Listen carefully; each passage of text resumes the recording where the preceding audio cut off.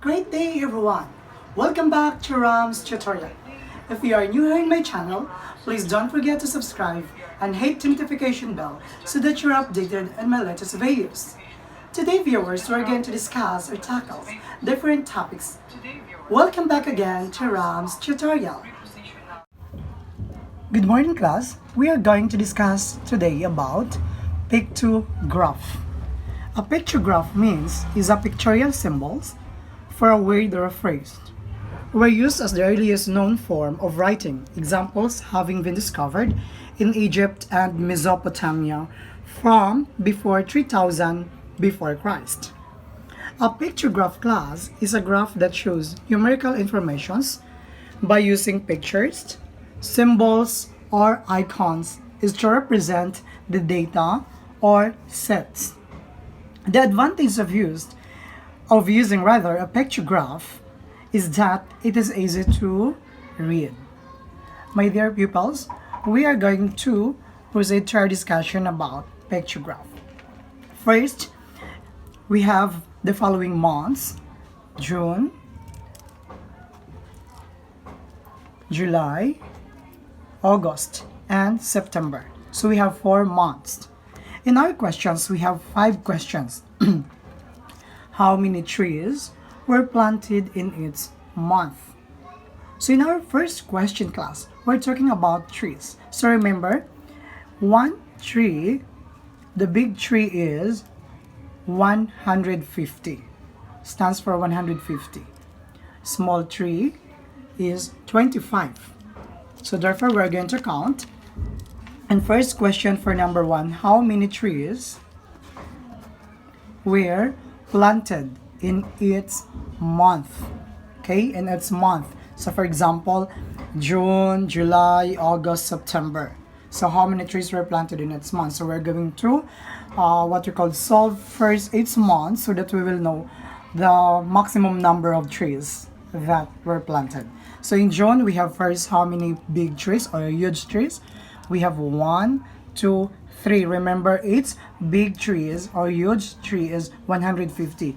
So we're going to give their value of each. So 1, 2, 3, that's 150 each. We're going to sum up. It's a process. So we're going to add the 3 trees. It's 150. So that's 350 for the 3 huge trees. Then we're going to sum up also the small trees. We have 4. That's 25. Okay, so shortcut is the multiplication process. So we're going to add here so that we will know.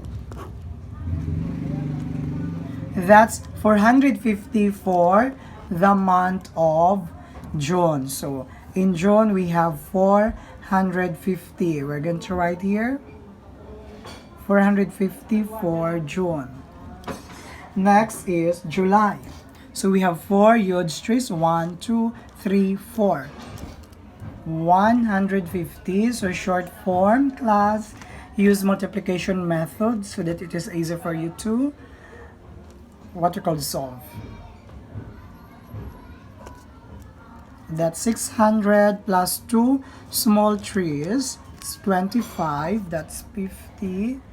So we have, for the month of July, we have 650. July. This is very easy class. Next, for August, 1, 2, 3, 4, 5. 5 huge trees. So it's 150, 150, then 5.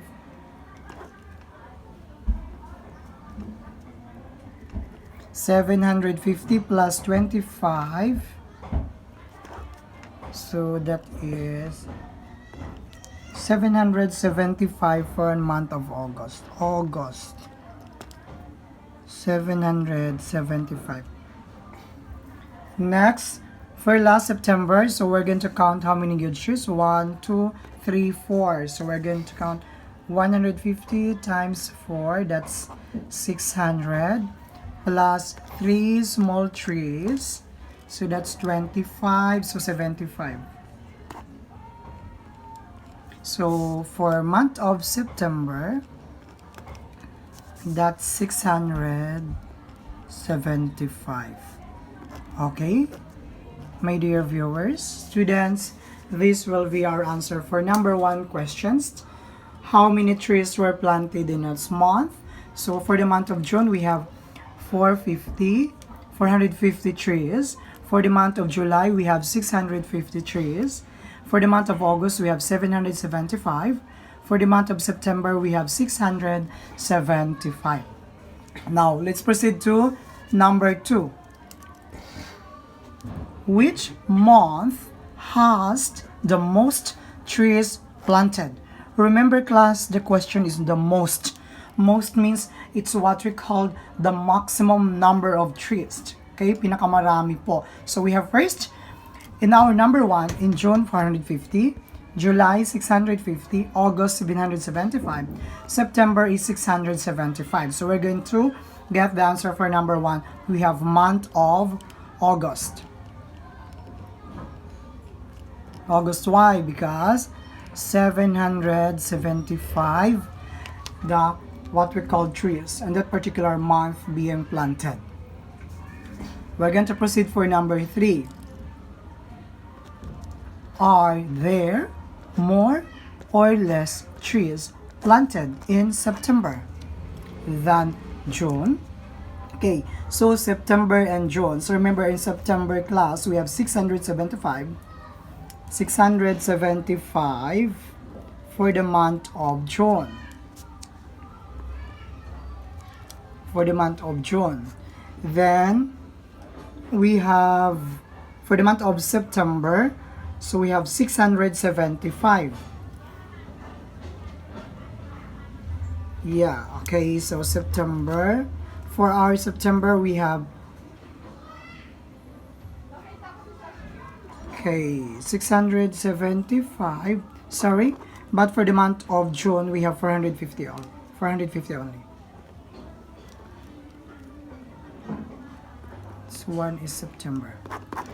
Okay, so we are going to subtract for the month of September and June, because in June 450, month of September is 675. So bring down 5. So 7 minus 5 is 2. 6 minus 4 is 2. So we have, by how many more or less trees? So we have 225 trees. Okay, that's the result for the month of June and for the month of September by subtracting the number of trees for month of September and June. Okay, this is how for the month of September and for the month of June. Next is number 4. Which month has more trees planted? Which month has more trees planted? Okay, so again, so in the month of June, 450. For the month of July, we have 650. August is 775. September is 675. Has more trees planted? So same question, so our answer is for the month of August. How many trees were planted in all 4 months? So we are going to plus all what we call number of trees. So again, in June we have 450. June 450. July we have 650. August we have 775. September is 675. So we are going to sum up all of this. 450, 650, 775, and 675. Sum up. We are going to plus this one. Regroup. Okay, that's 14 and 15. So we have 9 plus 1, it's 30. Regroup. So we have here, that's 12. 11, so 3, 23 plus 3, that's 26. Okay, how many trees were planted in all 4 months? So we have 2,600 in all. Okay, by how? Simple. We are going to what you call sum up for the month of June. We have 450, July 650, August 775 class, and September 675. When you sum up that one class, the result is 2,600 in all. So remember, my dear students, you're going to extra careful in adding the numbers. Of course, you are going to check first what we call each what we call particular trees. If it is huge trees, it's what consists of 150. For small trees, 25. So careful with that, because pictograph, remember class, the advantage of using a pictograph is that it is easy for us to read. And careful, remember, it is a graph that shows numerical informations by using picture, symbols, or icon is to represent data sets. Or another, it is a symbol for a word or a phrase. This is used as the earliest known form for writing example. It's been discovered in Egypt, and Mesopotamia from before 3000 before Christ. So long class, and thank you for watching my videos, and don't forget to subscribe to Ramz tutorial blog. God bless us all, and thank you again for watching it. So long class.